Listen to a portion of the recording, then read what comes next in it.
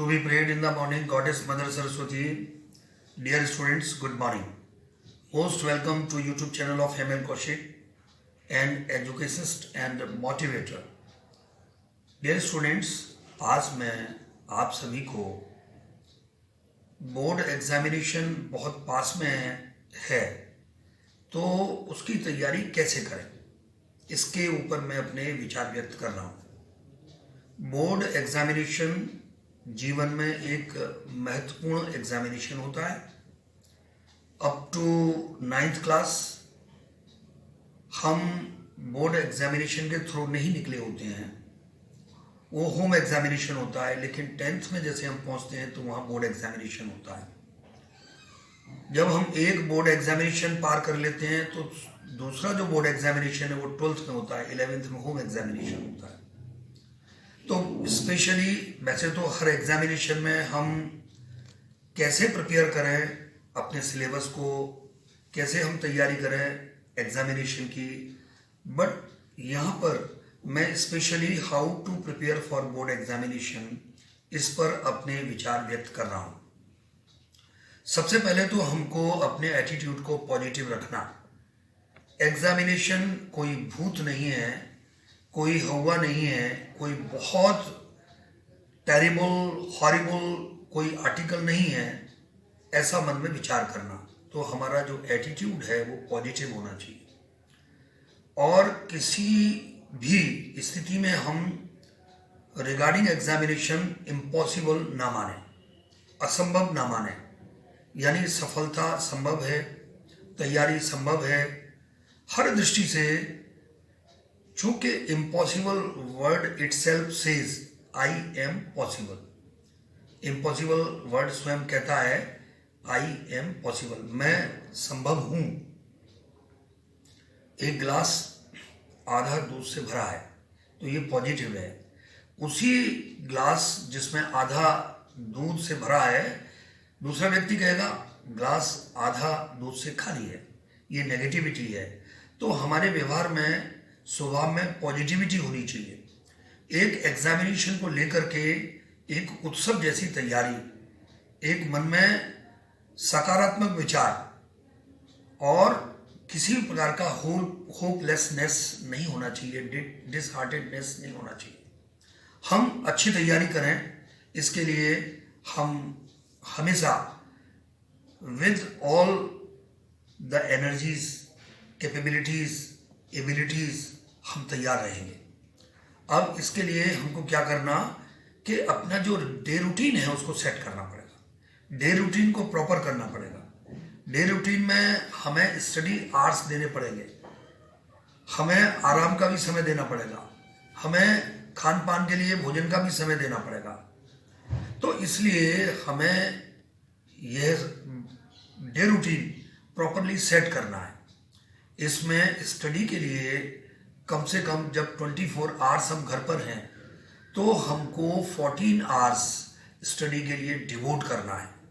और 14 आवर्स जब स्टडी के लिए 15 आवर्स डिवोट करते हैं तो रिमेनिंग 9 आवर्स में 6 hours sleep and an hour rest and 2 hours for other different works. तो इस तरह से हमको 24 आवर्स को स्टडी आवर्स और अपने डिफरेंट वर्किंग आवर्स में डिवाइड करना और अपना प्रॉपर डे रूटीन बनाना। अब आता है कि भाई तैयारी करनी है, तो तैयारी कैसे करनी है? तो स्टडिंग चैप्टर्स, टॉपिक्स, सिलेबस, उसकी डीप स्टडी करें। और डीप स्टडी करने के बाद फिर हम देखें कि वो हमको याद हुआ या नहीं। अब याद हुआ या नहीं, इसके लिए हमको क्या करना कि लिख करके देखना। It means learning by writing. हम लिख करके उसको देखें। जब लिख करके देख लेंगे तो हमारी ये ताकत हमको मालूम चल जाएगी कि भाई हमको ये याद हुआ है या नहीं हुआ है। और स्टडी के लिए एक भौतिक जो सुविधाएं हैं वो हमारे पास सभी हों, यानी टेबल है, चेयर है और एक स्टडी रूम है। यानी स्टडी रूम हमारा प्रॉपर ऐसा हो जिसमें सभी सुविधाएं हों, मे बी के उसमें अगर साइड में ही वॉशरूम भी है तो ये भी बहुत ज़रूरी है। अब हमको ध्यान रखना कि जो हमारा स्टडी रूम है एकदम से लोनली होना चाहिए, वहाँ पर किसी प्रकार का कोई डिस्टर्बेंस नहीं होना चाहिए। और इन सब के लिए हमें ध्यान रखना जो हमारी राइटिंग स्किल है, राइटिंग स्किल माने जो लेखन शैली है उसको हमें डेवलप करना पड़ेगा। हमारे सेंटेंसेस बहुत अच्छे हों और प्रभावी हों, इस पर ध्यान देना है। इन दिनों में हमें जो आउटिंग है यानी बाहर जाना है, कहीं घूमने जाना है, पिकनिक पर जाना है, कहीं फ्रेंड के यहाँ जाना है, प्रोग्राम में जाना है, फंक्शन में जाना है, इस तरह से कोई भी आउटिंग हम ना रखें। सभी आउटिंग्स को हम होल्ड पर करें या कैंसिल करें। और जब हम स्टडी किसी चीज़ को कर रहे हैं यानी अपनी बुक को हम स्टडी कर रहे हैं, उसकी रीडिंग कर रहे हैं, तो वाइल स्टडिंग वाइल रीडिंग तो हमको कुछ पोर्शंस को हाईलाइट करना, यानी हाइलाइटर हमारे पास होना चाहिए और कुछ की वर्ड्स आएंगे, की नोट्स आएंगे और कुछ की सेंटेंसेस होंगे, उनको हाईलाइट करना। और ध्यान रखना कि जब हम स्टडी कर लें तो सेकंड अटेम्प्ट में उनके नोट्स बना लें। नोट्स जब हम बना लेंगे तो कभी भी, क्योंकि नोट्स तो शॉर्ट में होते हैं, तो कभी भी रिवीजन में हम उन नोट्स को एट ए ग्लांस देख सकते हैं। और जब हमारे पास में की पॉइंट्स होंगे तो उन की पॉइंट्स के थ्रू हम सिलेबस को रिवाइज कर सकते हैं। और एक चीज़ और ध्यान रखना है कि सबसे बड़ी प्रॉब्लम क्या होती है कि हमारा पेपर, जो क्वेश्चन पेपर होगा वो 3 आवर्स का होगा और आधे घंटे पहले हमारी एंट्री है और क्वेश्चन पेपर रीडिंग है, तो हमारी जो सिटिंग हमारी प्रॉपर होनी चाहिए। एटलीस्ट 3 to 4 आवर्स सिटिंग हमारी होनी चाहिए और उसकी प्रैक्टिस हम घर करेंगे। यानी कोई भी क्वेश्चन पेपर लिया, आंसर शीट ली और पूरा क्वेश्चन पेपर हम घर पर सॉल्व करें। घर पर सॉल्व करेंगे तो इससे हमारी सिटिंग बनेगी। तो जो बोर्ड एग्जामिनेशन में हमारी सिटिंग होने वाली है उसकी प्रैक्टिस पहले से करना पड़ेगा। और हर चीज़ को बाय डूइंग प्रैक्टिस हमको करना है। यानी प्रैक्टिस हम करें, तो प्रैक्टिस हम करते हैं तो उससे हम निश्चित रूप से अपने अंदर एक सेल्फ कॉन्फिडेंस बिल्ड करेंगे। और इसके साथ में ही जो हमारी राइटिंग है उस राइटिंग को हमें सुधारना है। यानी जो भी हम लिखें there must not be any cutting, over writing, और राइटिंग हमारा साफ सुथरा हो और कम से कम ऐसी राइटिंग हो जिसको एग्जामिनर पढ़ सके। तो हमारी राइटिंग बहुत अच्छी सुंदर होनी चाहिए। इसके साथ में ही हमें क्या विचार करना कि जो हम स्टडी कर रहे हैं उसके नोट्स बना रहे हैं, की पॉइंट्स बना रहे हैं, इसके साथ में ही हमको अपने टीचर्स के टच में रहना है। जब हम टीचर्स के टच में रहेंगे तो हमें ये मालूम चलेगा कि भाई हमारी तैयारी कैसी चल रही है, क्योंकि टीचर्स जो है बेस्ट गाइड होते हैं, वो हमको गाइड देंगे, गाइडेंस देंगे।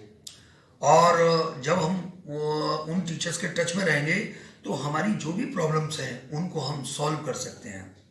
तो ध्यान रखना कि जो हम क्वेश्चन पेपर सॉल्व करें तो ये हमको आना चाहिए how to solve question paper. यानी ध्यान रखना कि जो क्वेश्चंस के आंसर्स हमको सबसे अच्छे आते हैं सबसे पहले उन्हें सॉल्व करना। कुछ बच्चों के अंदर ये भावना रहती है, भाव रहता है कि हम सीरियली क्वेश्चन पेपर को सॉल्व करें। ऐसा कुछ नहीं है।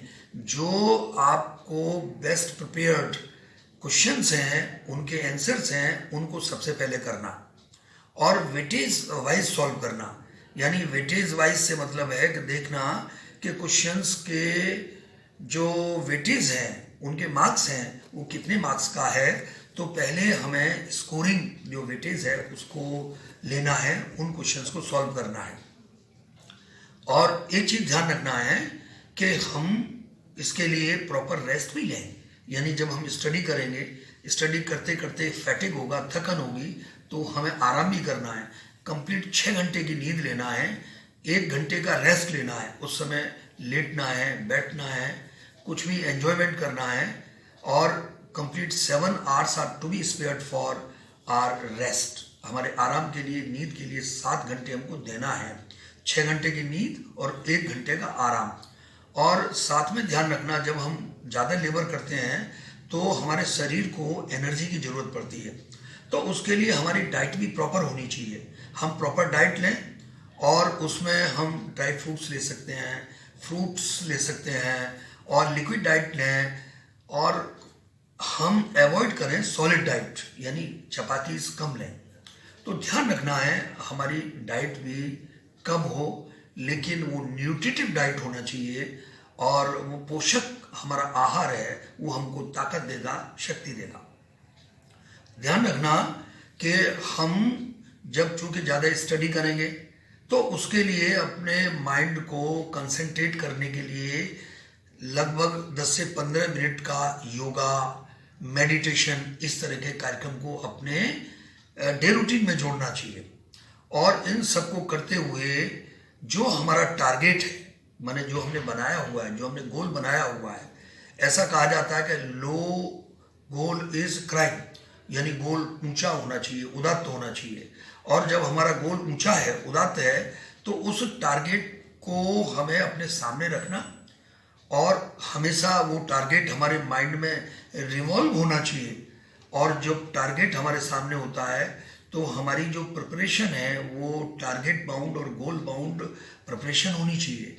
और जब हम टारगेट को साथ लेकर के चलते हैं, क्योंकि टारगेट के बारे में स्वामी विवेकानंद ने भी कहा है, arise awake and stop not till the goal is achieved.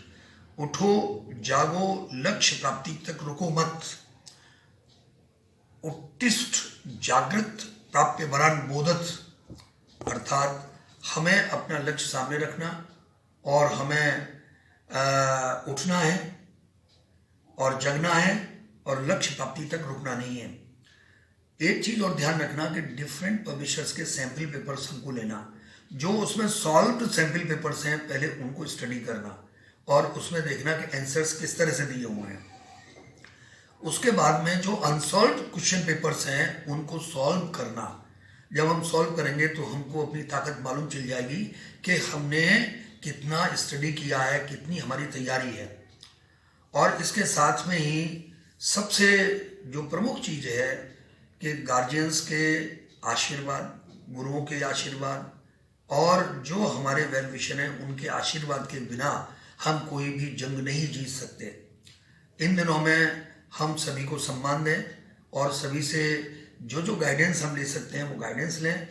साथ में ही एक चीज़ ध्यान रखना है कि हम वो स्टूडेंट हैं, क्योंकि सीबीएसई को टॉप करने वाला कहीं ना कहीं वो इंडिया के किसी शहर या कस्बे में, गांव में, किसी स्टडी रूम में बैठ कर के प्रिपरेशन कर रहा है। तो ये सोचें काश मैं ही वो विद्यार्थी तो नहीं जो इंडिया को टॉप करेगा। यानी मन में एक आशावाद होना चाहिए, मन में ताकत, शक्ति होनी चाहिए। स्वामी विवेकानंद जी ने इसलिए तो कहा है, weakness is death, strength is life. अगर हमारे अंदर ताकत है विचारों की और अपने ओज की ताकत है, अपने शरीर की ताकत है, तो हम निश्चित रूप से एक सजीव जीवन और जॉयफुल लाइफ लीड करते हैं। और अगर हमारे यहाँ अगर कमजोरी है हमारे शरीर में तो वो that is like to death, वो तो मृत्यु के समान है।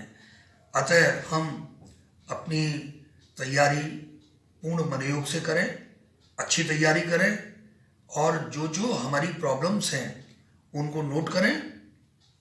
हमारे जो टीचर्स हैं उनसे हम प्रॉब्लम सॉल्यूशन के लिए समय लें और उनको जाएं। कहीं ऐसी अनदेखी न करें। कभी कभी छोटी छोटी प्रॉब्लम्स आती हैं, उन प्रॉब्लम्स को हम सॉल्व नहीं करते, सोचते हैं अरे चलो छोड़ो ये तो बहुत छोटी प्रॉब्लम है। ऐसा नहीं है, छोटी छोटी प्रॉब्लम्स ही बड़े बड़े क्वेश्चंस को सॉल्व करने में जटिलता प्रदान कर देती हैं। अतः हम काम एंड कूल होकर के और मेडिटेटेड होकर के और सभी के ब्लेसिंग्स लेते हुए और घर में एक लॉनली प्लेस पर बैठ करके प्रॉपरली विधिवत हम अपनी तैयारी करेंगे।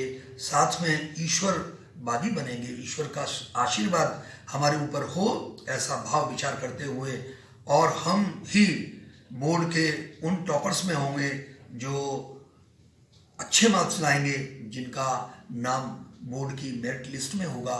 जो अपने पेरेंट्स को सुख प्रदान करेंगे, तो ऐसे विद्यार्थी हम बन करके दिखाएंगे।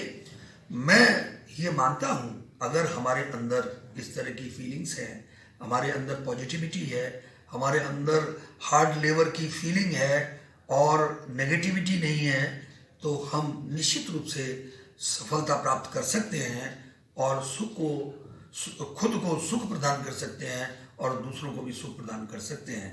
इन्हीं शब्दों के साथ मैं अपनी बात को विराम दूंगा और इस वीडियो को बनाने में मिस्टर नवीन वशिष्ठ ने अपना महत्वपूर्ण योगदान दिया है, मैं उनको थैंक्स कहूँगा और आप सभी को धन्यवाद इन शब्दों के साथ कि मैंने जो बात कही है उन पर आप ध्यान देंगे और अपने लक्ष्य पर आंखें टिकाए रखेंगे और लक्ष्य जितना ऊंचा होता है तो शारीरिक शक्तियां भी उतनी ही ऑटोमेटिक जनरेट हो जाती हैं। इस भाव को लेकर के लक्ष्य को ऊंचा रखेंगे और अपने अंदर दिमागी जो ताकत है उसको पुष्ट करेंगे और व्यवस्थितता के साथ में हम अध्ययन करेंगे ताकि हम बहुत अच्छा एक सफल रिजल्ट हम दे सकें, वो अपने लिए, पेरेंट्स के लिए, समाज के लिए, स्कूल के लिए, अपने टीचर्स के लिए। इन्हीं शब्दों के साथ मैं आपको आशीर्वाद देता हूँ और बेस्ट ऑफ लक कहता हूँ। You may secure very good marks, may God bless you and you may prove the rising star, shining star of your family, of your school, of your town, village, of your nation. Thank you very much.